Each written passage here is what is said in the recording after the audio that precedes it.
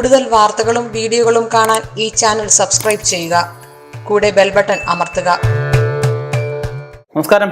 ഏഷ്യാനെറ്റ് ടിവിയുടെ എപ്പിസോഡിലേക്ക് എല്ലാ മലയാള പ്രേക്ഷകർക്കും സ്നേഹം നിറഞ്ഞ ഹൃദയം നിറഞ്ഞ സ്വാഗതം. ഇന്നത്തെ വിഷയം എന്ന് വെച്ച് കഴിഞ്ഞാൽ എല്ലാവർക്കും വിവാഹം, സ്ത്രീക്കൊരു പുരുഷനെ നിശ്ചയിച്ചിട്ടുണ്ട്, പുരുഷന് സ്ത്രീയെ നിശ്ചയിച്ചിട്ടുണ്ട് അല്ലേ? അപ്പം നമ്മൾ പുരുഷന്റെ നട്ടലെടുത്താണ് സ്ത്രീയെ നിർമ്മിച്ചതെന്നൊക്കെ പുരാണങ്ങളിലൊക്കെ പറയപ്പെടുന്നുണ്ട്. നമുക്ക് അനുയോജ്യമായിട്ടുള്ള വിവാഹബന്ധമാണ് വരേണ്ടത്. ചില സ്ത്രീകളൊക്കെ വന്നു കയറി കഴിയുമ്പോഴത്തേക്കും അകപ്പതനമായിരിക്കും നമുക്ക് ഉണ്ടാകുന്നത്. ചില സ്ത്രീകൾ വന്നു കയറുമ്പോഴത്തേക്കും പറയാം, എൻ്റെ ഉയർച്ചയ്ക്ക് പിന്നിൽ ഭാര്യയാണ്, അപ്പോൾ വന്നതിന് ശേഷമാണ് എനിക്കെല്ലാം ഉണ്ടായത്.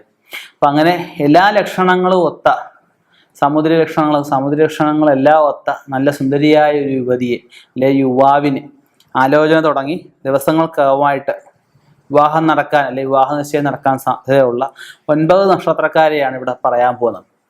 അപ്പം ഞാൻ പറയട്ടെ, അപ്പം ഇതിൽ ഈ 9 നക്ഷത്രക്കാരിൽ ജാതകദോഷമുള്ളവരുണ്ടാവാം, ഈ 9 നക്ഷത്രത്തിൽ പെടാത്ത വ്യക്തികളുണ്ടാവാം.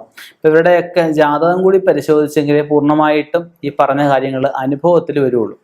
ചിലപ്പോൾ എന്നെ വിളിച്ചത് തിരുമേനി 2020 പറഞ്ഞ ഫലം, തിരുമേനി പറഞ്ഞ അനിയനെല്ലാം ശരിയായിട്ട് വന്നിട്ടുണ്ട്. അനിയനാണെങ്കിൽ ഒരു ചെറിയ സംഖ്യ ലോട്ടറി അടിച്ചു, അനിയനാണെങ്കിൽ സർക്കാർ ഉദ്യോഗത്തിൽ കയറാൻ പറ്റി, പിന്നെ എനിക്ക് ഇതൊന്നും ഫലത്തി വന്നില്ല, എൻ്റെ ഭാര്യയ്ക്ക് ഇത് ഫലത്തി വന്നില്ല, എന്താണ് ചേർക്ക് ഫലമായിട്ട് വന്നില്ല. എല്ലാവരും ചോദിക്കുന്നൊരു കാര്യം. അപ്പം ഞാൻ പറയുമ്പോൾ എല്ലാ വീഡിയോയിലും ഞാൻ പറയും, വ്യക്തിഗത കാര്യങ്ങളല്ല നമ്മളിവിടെ പറയുന്നത്, 27 നക്ഷത്രങ്ങളുടെ കാര്യമാണ് നമ്മൾ പറയുന്നത്, നക്ഷത്രങ്ങളെ ബേസ് ചെയ്തിട്ടാണ് പറയുന്നത്. അപ്പം നമുക്ക് വ്യക്തിയുടെ കാര്യത്തിന് ജാതകമുണ്ട്. ഒരു നക്ഷത്രത്തിന് 4 പാദമുണ്ട്. ഈയിടെ ഒരാൾ ചോദിച്ചാൽ പാദം എന്ന് പറഞ്ഞാൽ എന്താ? ഒരു നക്ഷത്രത്തിനെ 4ആയിട്ട് വിഘടിച്ചിട്ടുണ്ട്. ഇപ്പൊ ചില നക്ഷത്രങ്ങൾ 4 വരും, ചില നക്ഷത്രം 3/4 വരും, ചില നക്ഷത്രങ്ങൾ അര വരുന്നുണ്ട്, മകയിരമൊക്കെ അവിട്ടത്തര വരുന്നുണ്ട്, അത്തത്തി 1/4, അത്തത്തി 3/4 പിന്നെ ഉത്രമുണ്ട്. ഇങ്ങനെ ചില നക്ഷത്രങ്ങൾ 4ഉം 3/4 ഒക്കെ വരുന്നതൊക്കെ ഉണ്ട്. അപ്പൊ അതൊക്കെ അതുകൊണ്ടാണ് ജാതകം കൂടി പരിശോധിക്കണമെന്ന് പറയുന്നത്. നമ്മളിവിടെ പറഞ്ഞു വെച്ചാൽ ഇത്രയും വർഷത്തെ എൻ്റെ എക്സ്പീരിയൻസ്, ഒരുപാട് ജാതകങ്ങൾ റെഫർ ചെയ്ത്, ഒരുപാട് ജാതകങ്ങൾ പരിശോധിച്ചതിൻ്റെ വെളിച്ചത്തിൽ, ഒരുപാട് മഹാഗുരുക്കന്മാർ പറഞ്ഞ അറിവിൻ്റെ വെളിച്ചത്തിൽ, പല പുസ്തകങ്ങളും പല ഗ്രന്ഥങ്ങളും പഠിച്ചതിൻ്റെ വെളിച്ചത്തിലേക്ക് നമ്മൾ ഈ പ്രവചനങ്ങളൊക്കെ നടത്തുന്നത്. അപ്പം ഇതിൽ വ്യക്തത വേണമെങ്കിൽ തീർച്ചയായിട്ടും ജാതകം പരിശോധിക്കുക. ജാതകം കൂടി പരിശോധിച്ച് കഴിയുമ്പോൾ മറ്റു ദോഷങ്ങളൊന്നും ഇല്ലെങ്കിൽ നമ്മൾ ഈ പറയുന്ന ഫലങ്ങൾ 100%, ഇപ്പോൾ ഞാൻ പറഞ്ഞ ആളെന്നെ വിളിച്ചെന്ന് പറഞ്ഞില്ലേ, അയാൾ അനിയന് മറ്റു ദോഷങ്ങളൊന്നുമില്ല, അതുകൊണ്ടാണ് അയാൾക്കത് നമ്മൾ പറഞ്ഞ 100% ഫലമായിട്ട് വന്നത്. നമുക്ക് എന്തായാലും നക്ഷത്രങ്ങളിലേക്ക് ഒന്ന് കടക്കാം. നമുക്ക് ആദ്യത്തെ നക്ഷത്രം കാർത്തിക നക്ഷത്രമാണ്. കാർത്തിക കീർത്തി കേൾക്കുക പണ്ടുള്ളവർ പറയാറുണ്ട്.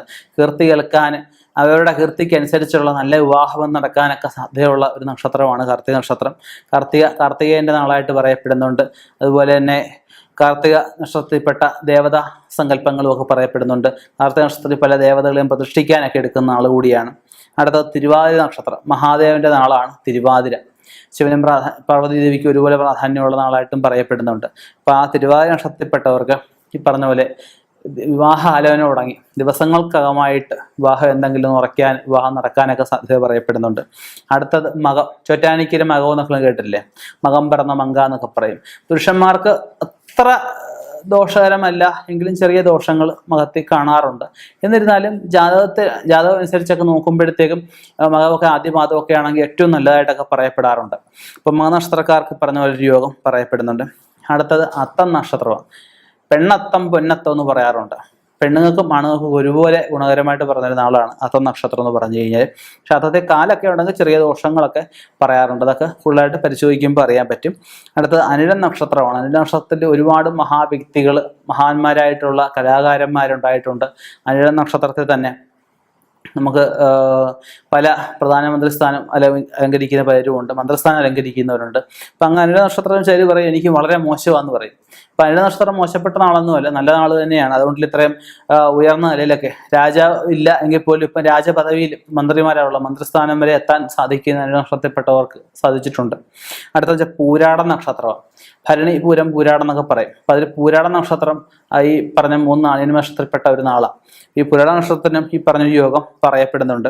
ആലോചന തുടങ്ങിയ പെട്ടെന്ന് വിവാഹം നടക്കാൻ, മനസ്സിൽ ആഗ്രഹിച്ച പോലെ നല്ല സുന്ദരിയായ ഒരു യുവതിയെ കിട്ടാനൊക്കെ സാധ്യത, അല്ലെങ്കിൽ യുവാവിനെ കിട്ടാനുള്ള സാധ്യതകളാണ് പുരാടം നാള്. അടുത്ത തിരുവോണം നാള്. തിരുവോണം ആരുടെയാണ്? മഹാവിഷ്ണു ഭഗവാന്റെ നാളാണ് തിരുവോണം എന്ന് പറഞ്ഞു കഴിഞ്ഞാൽ.